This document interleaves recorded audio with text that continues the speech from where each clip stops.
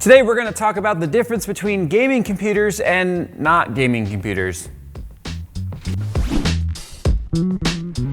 The X299 series motherboards from EVGA feature powerful designs both gamers and overclockers want, like robust power delivery featuring active VRM cooling, plenty of M.2 slots for fast storage, and simple yet powerful BIOS for world record overclocking and testing. Step up your next build and be ready for the new Intel X series processors with EVGA X299 motherboards. To learn more, head to evga.com.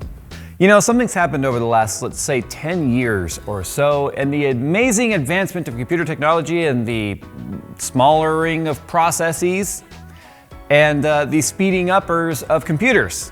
What I'm trying to say here is as computers have gotten faster, there's a bit of a blurred line now between what's considered a gaming computer. And I think it's confusing a lot of people, and it's making people spend more money than they really need to. So today I'm going to try and talk about, with a little bit of visual aids here, of what is a gaming computer in 2019. So we're going to start things off here with a bit of an extreme case, the Inwin 928. It's a bad pun there. But this is my personal gaming rig based off of an Intel 9980XE, a CPU I already had. But it's an 18-core, 36-thread behemoth of a CPU. Now, why am I even mentioning this? Well, because this kind of goes a bit too far to be a gaming computer. Although this is being built for gaming, this is also an enthusiast build designed to just use something that's very high-end and not necessarily the most balanced for its needs. Gaming computers today really do leverage and prefer clock speed over core count. Now, why is that? Well, that's because games more often than not use what's called a world thread. That one thread that's responsible to tying the game to the CPU and handle all of its, world rendering. By world, it just means the game itself. And then from there, it's going to kind of delegate out those tasks and talk about NPC control, other game model or characters that have to be rendered on screen. Now, with multi-threading now being a much more prevalent thing, the game is now doing a much better job at delegating those threads to other, core threads without having to have the world thread handle everything. But the world thread is still responsible for a lot of the overall performance of the game, which is why you're still hearing single-threaded performance being a thing in 2019. Now, this is an enthusiast build designed just to be high-end stuff for the hell of it. Two 2080 Ti's in SLI, which we know aren't even a thing anymore.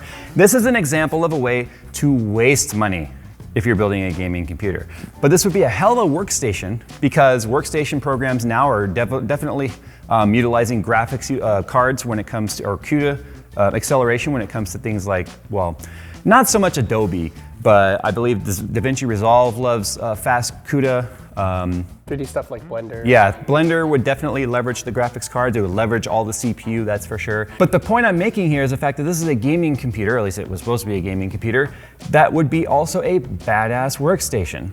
Now, if we look over here, we've got some CPUs on here. We've got an FX CPU. We've got a 3900X box, because it's over there in that computer. Xbox? Is that the next Xbox? Whoa, could you imagine? But we've also got the 3400G, which is still an iGPU.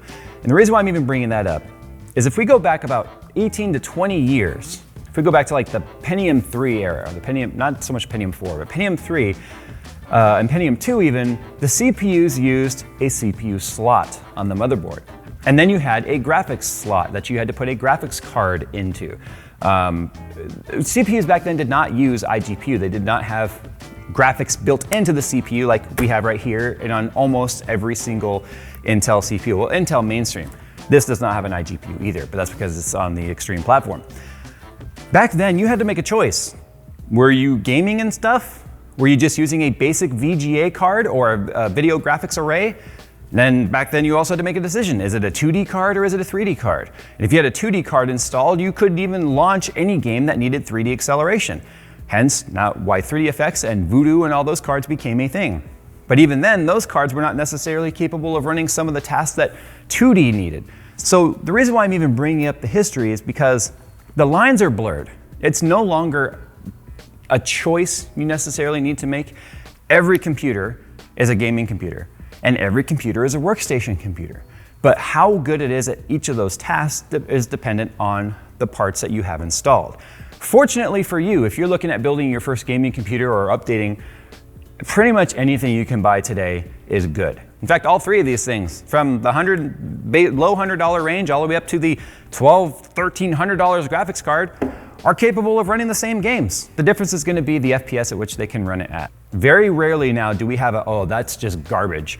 In fact, all the bickering that takes place now in the YouTube comments and heck, even amongst the tech reviewers that are, sitting here struggling over what card is 1C cooler than the other, what does that tell you? It tells you things are definitely better than they've ever been in terms of the downfalls that we can find between one product and another is 3C of cooling and 2 dB of noise. Tells us that we have a very good era on our hands when it comes to the parts that you can buy for your gaming computer. But graphics cards today are more powerful than they've ever been. Like we've got a 2080 Ti right here, capable of a stupid amount of FPS. And we've still got the very relevant, although being phased out now, 578 gigabyte. Still capable of giving you 100 FPS in many titles in 1080p, which is still the dominant resolution, making the 2080 Ti very similar to my build right here, overkill and unnecessary if your goal is just to play video games. But both of these cards are also very capable of professional tasks. No, they're not going to be the fastest Blender renderer. No, they're not going to be super fast at 3D modeling. Neither of these cards have double precision capabilities, but they're still capable of allowing you to have a very fast professional workstation. In fact, Phil's rendering station, the one that he uses to bring you every single video that you've been watching on this channel, is a gaming computer. It's got a 9900K, 32 gigabytes of RAM, and a 2080 Ti.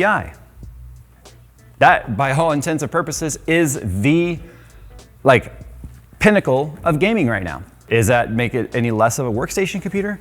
No. Does it make it a dominant gaming computer? Well, obviously it's capable of it. Pretty much any computer you could build today is capable of being a streaming computer. It's capable of being a work computer. It's capable of being a gaming computer. We have more rounded systems today than we've ever had. In fact, you can get a 3400G like this guy right here, still do 1080p gaming at low to medium settings, and have a respectable gaming computer. No longer do you have to now sit here and choose which parts are going to be for your gaming rig and which parts are going to be for your web browsing computer. Is that really a thing? I remember in the early 2000s, get your web computer. Remember e-machines? Yeah. There was the computers that were completely branded as being nothing more than surf your email and get your webs. But the point is, things today are better than they have ever been. In my opinion, what you would want to prioritize for a gaming computer would be getting yourself the fastest GPU that you can afford without bottlenecking it. Fortunately, we live in a time right now where you have to try pretty hard to bottleneck your graphics card.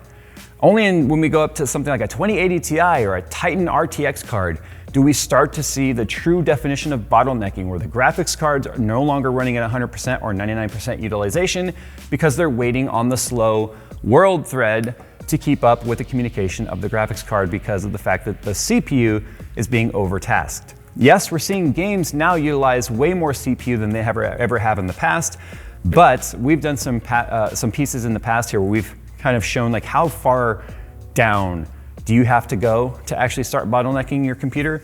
And what we found is that you've got to go down to 2 threads running at 3 gigs.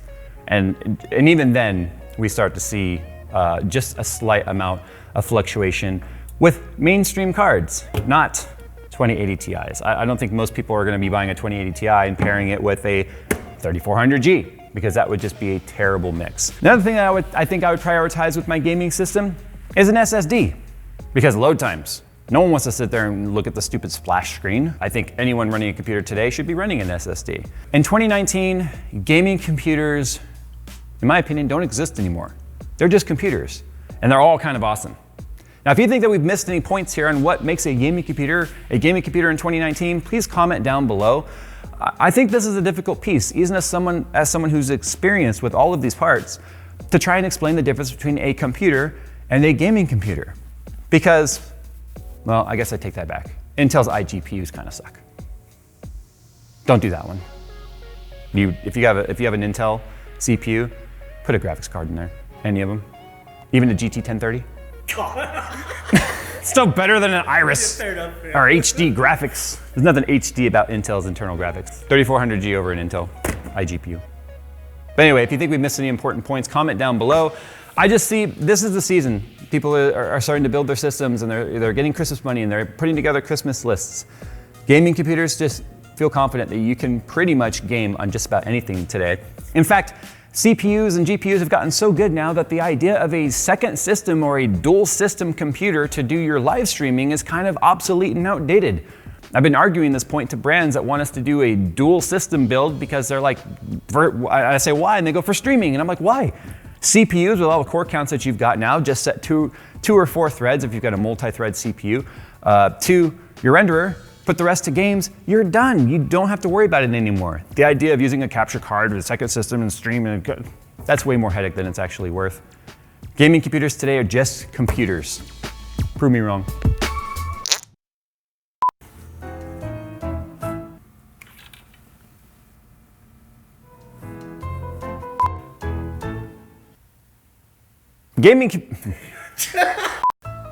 Hi.